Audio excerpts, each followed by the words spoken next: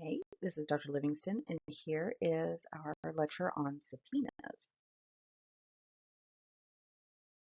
So, in Tennessee, which is kind of what we're gonna stick with, we've got Tennessee Rule 45.08, as in duties in responding to a subpoena.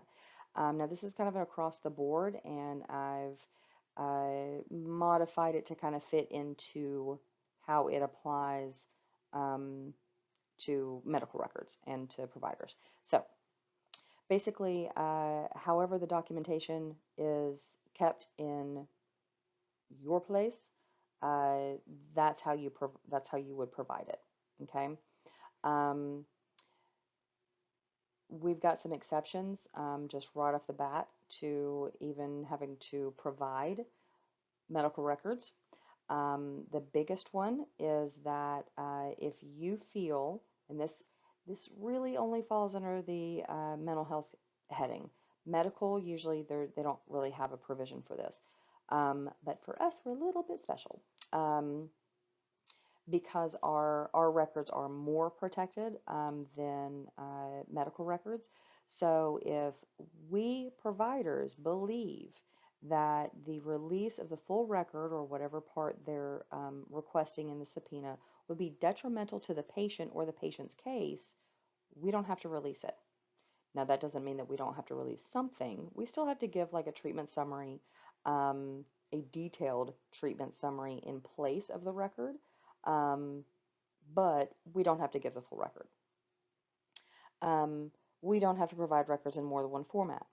Um, if someone says, uh, if you're still doing paper charting for some strange reason, I don't know, I'm sure it's out there, and they want electronic, well, you can give them paper, make copies, and they can't then also request electronic. And when we're talking about discovery, that falls more on the side of the patient. So uh, if there's some sort of record out there in a patient's legal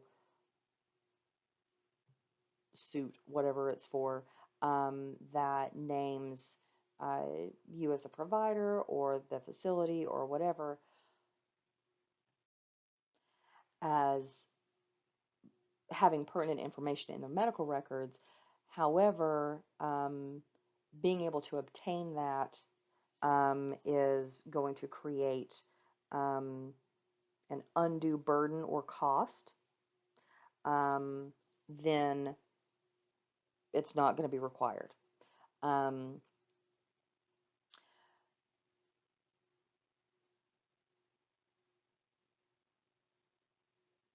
Subpoenas do not have to be hand delivered.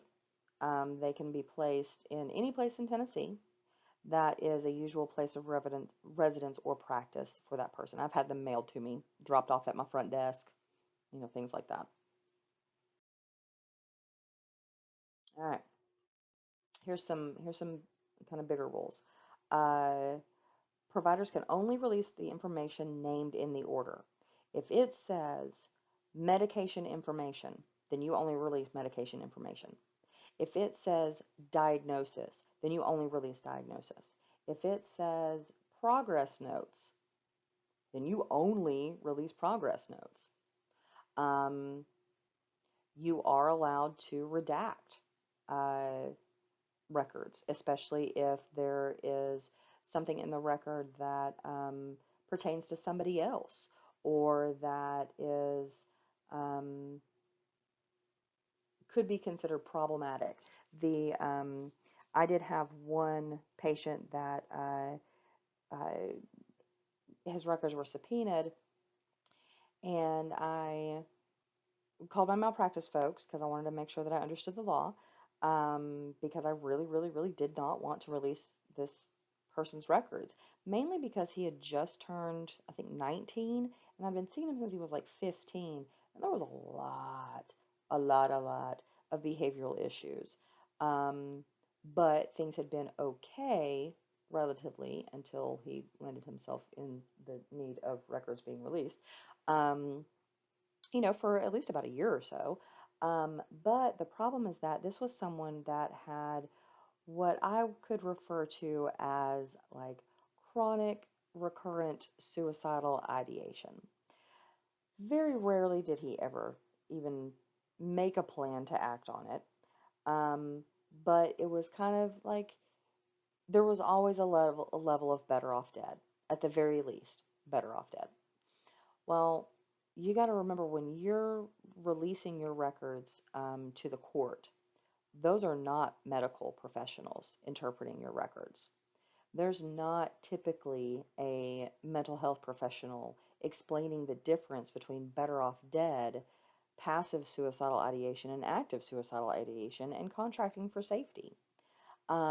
All they're going to see is that, oh, this person is suicidal. This is a problem. This means that they are unstable. All of these other things. Um, so, I chose not to do that. I was when I presented the reasons, my malpractice folks were like, "Yeah, just do the treatment summary." It's like, "All right, sweet, I can do that." If the subpoena is signed by a county clerk or the attorney, those are not court orders. You do not have to respond. Um, you can be nice if you really want to, but you do not have to respond. Um, Privacy rules must be met. That means release of information has to be signed. Um, the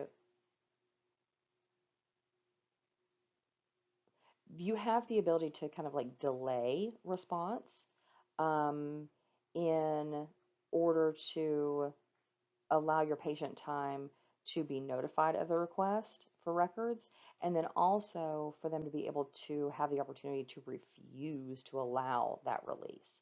Um, of course, they can come after it again. They can get, higher and higher orders um, to try to force release of those records unless a patient gets a protective order for the information. Um, and we can see this in, custody battles and things like that, that it has, no bearing. Our records have no bearing on why a person is going to court. A lot of times, unfortunately, people will use mental health records and mental health treatment um, as a character flaw, uh, to show that someone, quote unquote, has problems, and therefore cannot adequately, do the things that is expected of them to do, whether that is maintaining safety of children or uh, sometimes even maintaining personal autonomy. Just have to be careful with it.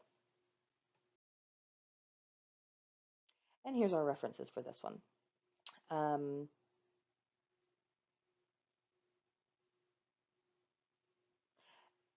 Takeaway is just make sure that you understand um, what you can and cannot do, what your patient's rights are. We are our biggest patient advocates, even in the legal arena. And we need to make sure that we maintain their privacy and confidentiality um, because many times patients come into our office uh, under the assumption that no one will ever read uh, the details of our notes.